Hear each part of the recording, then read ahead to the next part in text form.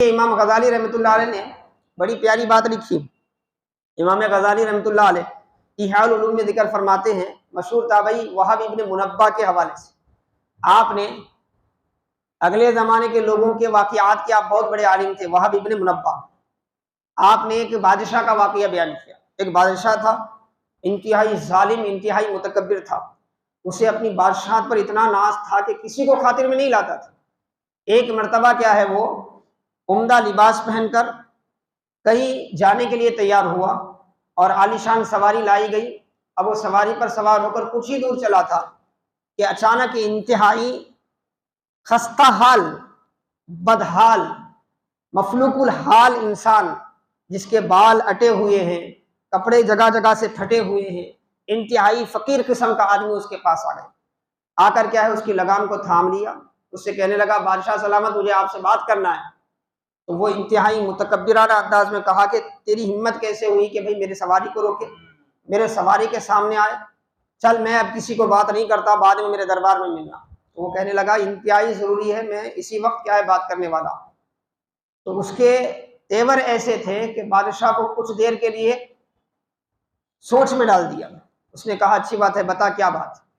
بولے راز ہے، میں سب کے سامنے نہیں بتانے والا، تو اپنا سر جھکا دے، میں تیرے کان میں یہ بات بتاؤں.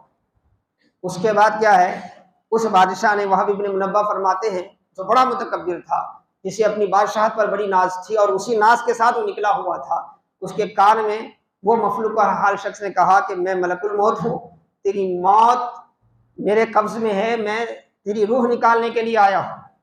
اب یہ جملہ ایسا تھا، اللہ کا کرم مرنے والے پر یہ ہے کہ اسے معلوم نہیں ہوتا کہ وہ مرنے والا ہے. اسے معلوم نہیں ہوتا کہ وہ مرنے والا ہے.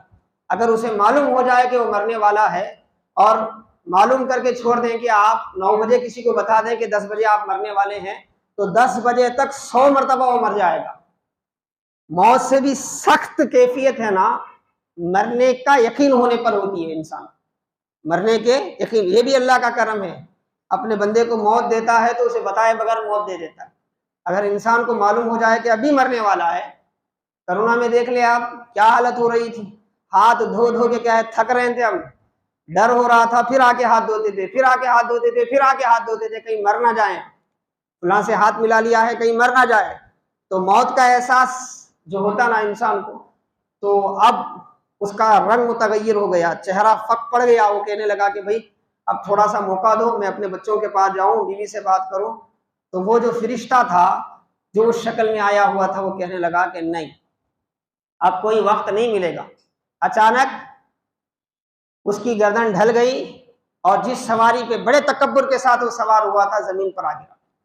یہی موت ہے، یہی اچانک آنے والی موت ہے، کبھی بھی آ سکتی ہے.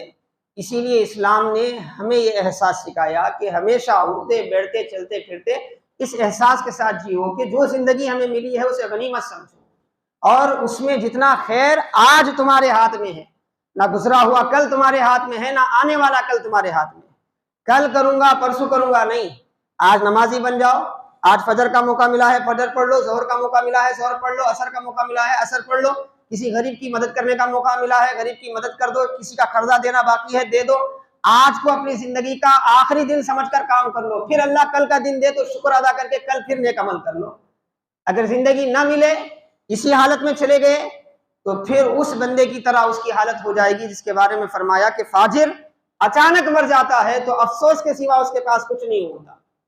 اب وہ جب اس کا لاشا کندھے پر اٹھایا جاتا ہے تو وہ اپنے مال کو گن نہیں سکتا، وہ اپنے جائیداد کے بارے میں سوچ نہیں سکتا. وہاں جب آخرت کھل جاتی ہے، عالم آخرت کھل جاتا ہے، تو جانے والے لاشے کو اس کے مال کی فکر نہیں ہوتی، اس کے بیوی کی فکر نہیں ہوتی، اس کے بچے کی فکر نہیں ہوتی. اسے تو فکر ہوتی ہے کہ میرے قبر کا کیا حال ہوگا، اب قبر میں جا رہا ہوں تو میرے قبر میں میری کیا حالت ہوگی.